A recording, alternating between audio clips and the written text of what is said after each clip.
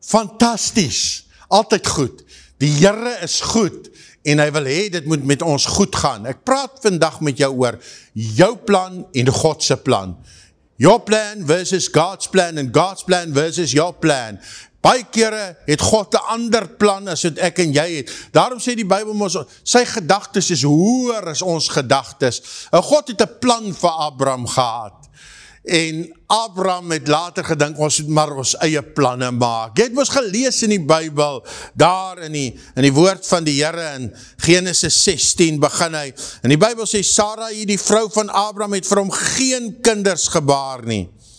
En nou sê die Bybel hier, en sy het die Egiptiese slavin gehad, wat Abraham natuurlijk so 10 jaar terug vir Sarah gekry het, want hulle was so 10 jaar voor hierdie gebeurtenis in Egypte land, en sy het die Egiptiese slavin gehad met die naam van Hagar, en Sarah sê toe vir Abraham, want jy weet, hulle het mos nie daai tyd, wat noem hulle hierdie, wat 'n kind gebore word, 'n surrogaatma. Hulle het nie daai tyd hierdie tegnologie gehad nie, en Sarah sê toe vir Abraham, nie God nie, Sarah praat toe met Abraham, dis nie God wat dit vir Abraham gesê het nie. Die Bybel sê, en Sarah het vir Abraham gesê, jy weet, die Here het my nie toegelaat om moeder te word nie, gaan toch in by my slavin, miskien sal ek uit haar gebou word. Dit is haar plan, eie planne. Sy sê toe eintlik vir Abraham, miskien sal ek uit hierdie vrou gebou word, so asof sy vir haar 'n surrogaatma kan wees. Abraham het na Sarah geluister. Ja, dis interessant. Dis interessant. My skoonpa het op my huwelik gepreek, want hy was die pastoor, toe preek hy, toe sê hy, Abraham moet luister na Sarah. Nou ja, hy het seker nou maar aan sy ou dogter gedink, of sy pragtige mooi dogter gedink, en toe preek hy daaroor, maar hier staan, Abraham het na Sarah geluister, en dit was 'n fout in hierdie geval gewees. Dit was 'n fout, maar later moes hy weer na haar luister. Maar in hierdie geval 'n fout gewees. Toe neem Sarah, die vrou van Abraham, vir Hagar, haar slavin, en sy gee hom vir Abraham. Nou nadat hulle nou 10 jaar in Kanaan gebly het, 10 is nogal 'n volmaakte getal. Miskien sou die wonderwerk nou gebeur het, en net voor die wonderwerk wou Sarah nie langer wag nie. Is dit nie so dat ons baie kere nie meer wil wag vir God se antwoorde nie, en dan maak ons eie planne, en ons eie planne kos ons altyd duurder as God se plan. Ek ken al daai woorde, né? God se plan is altyd goedkoper, maar dit kos daardie woordjie wat so moeilik is, dit kos wag. Die kortste woord, maar dalk die moeilikste woord, wag. En Abraham het by Hagar ingegaan en sy het swanger geword. Maar toe sy sien dat sy swanger is, het haar meesteres veragtelik in haar oë geword. Soos toe het sy geen respek meer vir Sarah nie.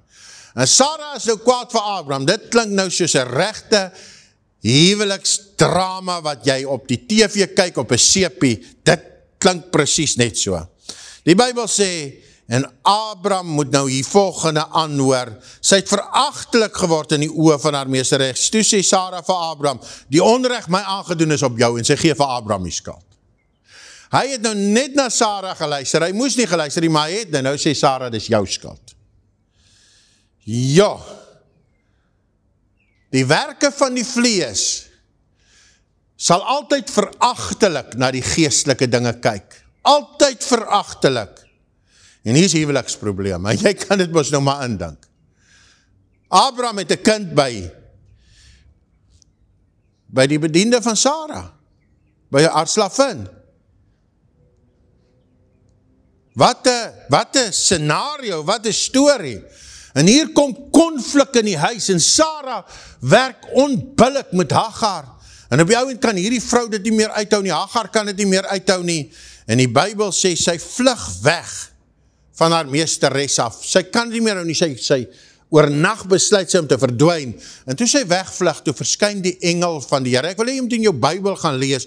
Daai woordjie engel is met 'n hoofletter gespel. Dit beteken dis Jesus Christus self wat aan haar verskyn het. Toe verskyn die engel van die Here. Jy onthou mos ek het al daaroor gepraat. Die engel van die Here. Toe verskyn die engel van die Here aan Hagar. En die engel van die Here sê vir Hagar die volgende woorde: verneder jou onder Sarah se hande. Verder sê die engel van die Here vir haar, ek sal jou nageslag grootliks vermeerder, sodat dit vanweer die menigte nie getel kan word nie.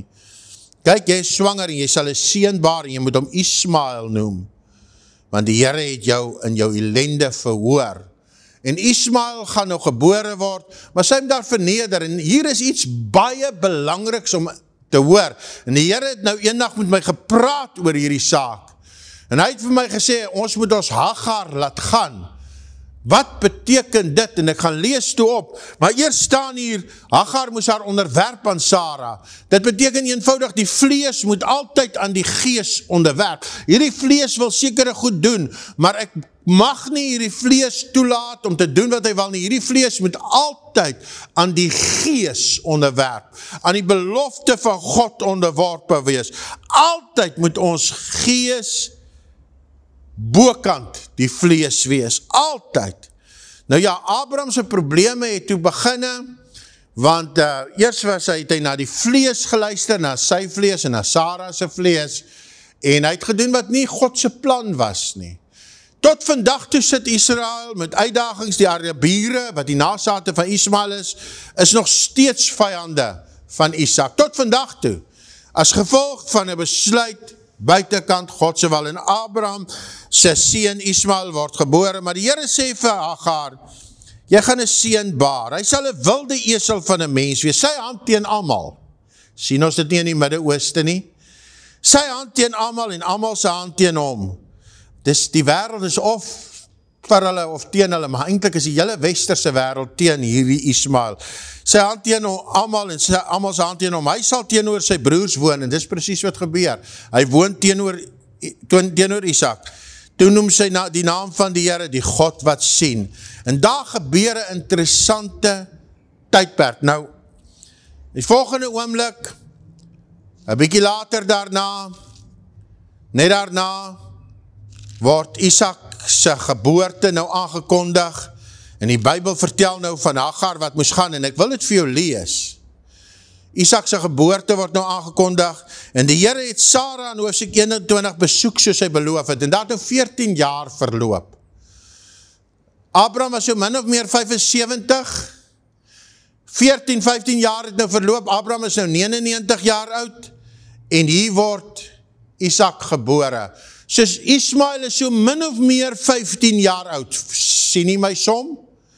Hierdie seentjie wat nou gebore is, hierdie eie planne seentjie is nou 15 jaar oud. God het vir Sarah aangeraak, want toe hy 99 jaar oud was, Abraham en Sarah 89, raak die Here vir Sarah aan en sy word so jonk. Hierdie volgende stukkie gaan jou nou aangryp, luister hierna. Sarah word so jonk, dat die Bybel sê, Abraham is bang, hulle gaan hom vermoor en sy vrou vat. Nou sê vir my, wat 'n regdenkende man wat 99 jaar oud is, en met 'n 89-jarige vrou getroud is, dink dat 'n koning sy vrou wil afvat. Wie is nou bang dat iemand 'n 89-jarige vrou sal vat en jou vermoor daarvoor? Abraham was bang daarvoor, lees dit in die vorige hoofstuk, toe hy 99 jaar oud was. Hy was bang dat hy vermoor gaan word door Sarah, want God het Sarah so aangeraak, dat sy die mooiste jong vrou geraak het, en haar baarmoeder word aangeraak, selfs Abraham was aangeraak gewees. Hulle het so verjong, dat die Bybel sê, Sarah het swanger geword, en sy het 'n seun gebaar. En die Bybel sê in vers 2 van hoofstuk 21, en Sarah het bevrug geword, en vir Abraham en sy ouderdom 'n seun gebaar, op die bepaalde tyd wat God gesê het. En nou is die, hoe sê hulle, die kat is nou los in die duiwelhok. Maar nou kan jy self weet, hier is nou 2 maas. Die een is die slavin, en die ander een is die meesteres.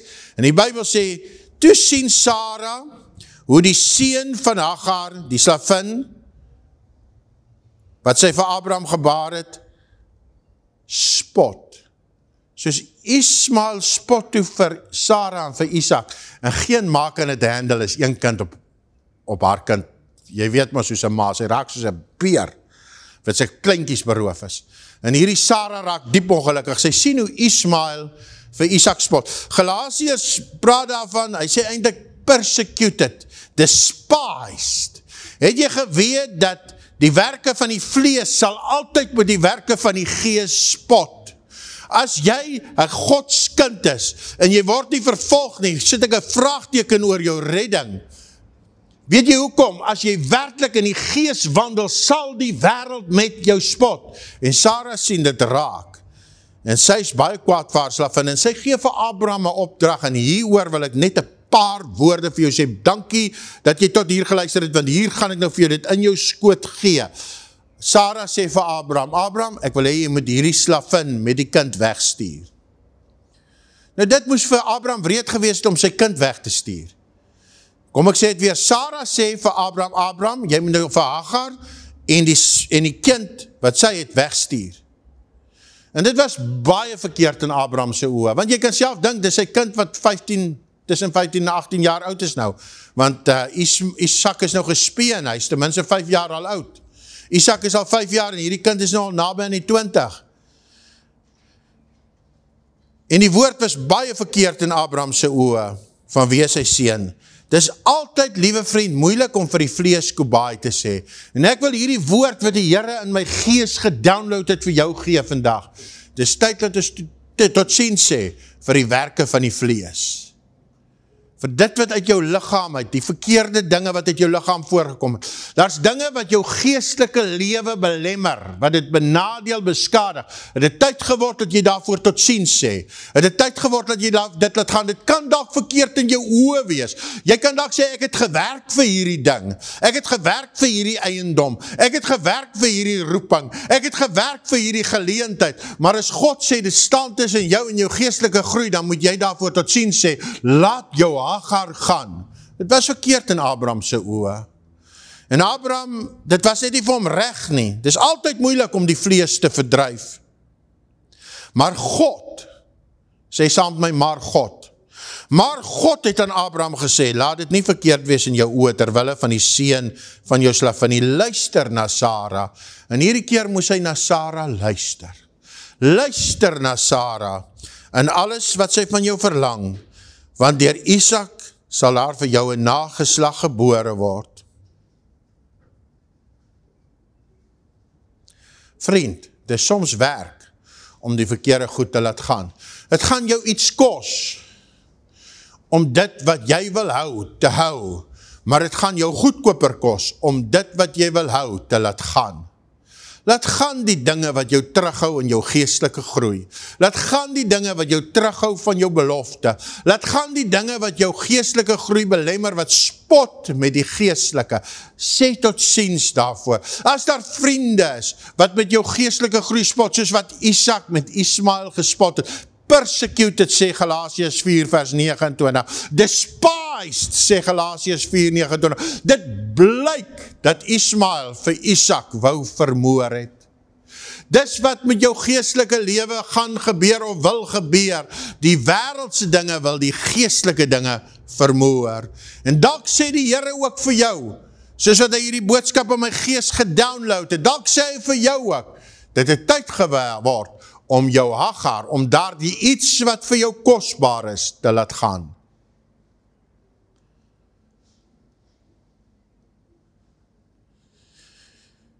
En toe sê die Here vir Abraham, ek sal ook met die seun van die slavin, ek sal hom ook tot 'n nasie maak, omdat hy jou kind is. En dis interessant dat Ismael het Islam voortgebring. Hierdie godsdienst Islam is later uit hom uitgebore. Dis wat die vlees voortgebring het, 'n valse godsdienst. Dis wat die vlees voortgebring het, vyandskap. Dis wat die vlees voortgebring het, tot vandag toe oorloë, sonder ophou. Elke dag in die Midde-Ooste, oorloë. Toe het Abraham die môre vroeg opgestaan, en hy het brood en 'n sak met water geneem, en hy het dit aan Hagar gegee. En hy het dit op haar skouer gesit, en hy het die kind en haar weggestuur. Sy het toe weggegaan, en rondgedwaal in die woestyn van Beersheba af. Abraham dryf toe vir Hagar weg. Liewe vriend, dis simbole hierdie, dis types wat die Here vir ons gegee het.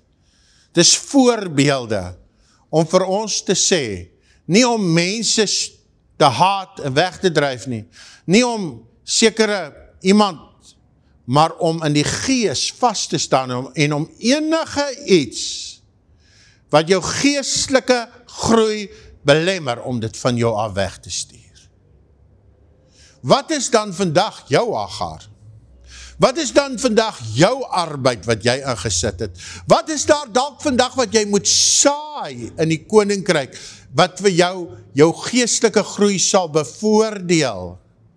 Wat is daar wat jy moet weggee? Wat is daar in jou lewe? Ek vra maar net, wat jy moet laat gaan. Kom ons bid saam. Here, ek weet dit is vandag die grootste geleentheid wat u deur hierdie woord vir my en vir ander gee. Die grootste geleentheid om ons belofte te laat groei. Om seker te maak die Isak wat u vir ons gegee het, die belofte, die toekoms wat u vir Abraham gegee het, om seker te maak daar die toekoms groei. Om seker te maak ons Isak word nie gepersecute, despised, word nie vermoor nie. Om seker te maak, dis die grootste geleentheid wat u vandag vir ons gee, om tot siens te sê, vir dinge wat ons geestelike groei verhinder, belemmer, wat dit wil keer. Dis vandag die grootste geleentheid wat u deur hierdie boodskap vir my en vir elkeen gee, om vir iets tot siens te sê, dit mag dalk moeilik wees. Soos wat dit in Abraham se oë verkeerd was om dit te doen, totdat u met hom gepraat het, en vandag praat u met ons, en sê, laat daar die verhouding gaan, wat nie van my af is nie. Dalk 'n buiteegtelike verhouding, laat dit gaan. Laat gaan daar die verhouding, die skadelike verhouding, met 'n vernoot, wat verkeerde dinge doen, laat dit gaan. Los dit, klim daaruit uit. Laat gaan daar die besigheid wat nie in my gewortel en gegrond is, laat dit gaan. Kom dan na my toe, sê die Here, en ek sal jou uithelp, ek sal jou laste verlig. Ek sal die belofte wat in jou lewe is, laat groei. Ek sal die vermoë wat ek in jou gesit het, laat ontkiem. Ek sal my woord wat oor jou gespreek is, my lewenstaak oor jou laat opkom soos 'n boom wat baie vrugte dra. Ek seën dan elkeen wat na hierdie woord geluister het in die naam van die Here Jesus Christus. Dankie dat elkeen van hulle van krag tot krag groei en reuse word en dat die belofte kind groot word. God se belofte oor hulle in die naam van Jesus. Amen. Ek weet jy het hierdie woord ontvang. Wil jy nie net daar waar jy sê, Here, baie dankie daarvoor. Al die lof en eer aan u. Ek sien jou graag weer volgende keer. Kan nie wag daarvoor nie. Onthou, jy is kosbaar vir die koning van die konings. Volg my op YouTube, op Facebook. En kom besoek ons by ons gemeente. En ek praat volgende keer baie graag weer met jou. Tot volgende keer. Love you all. Bye.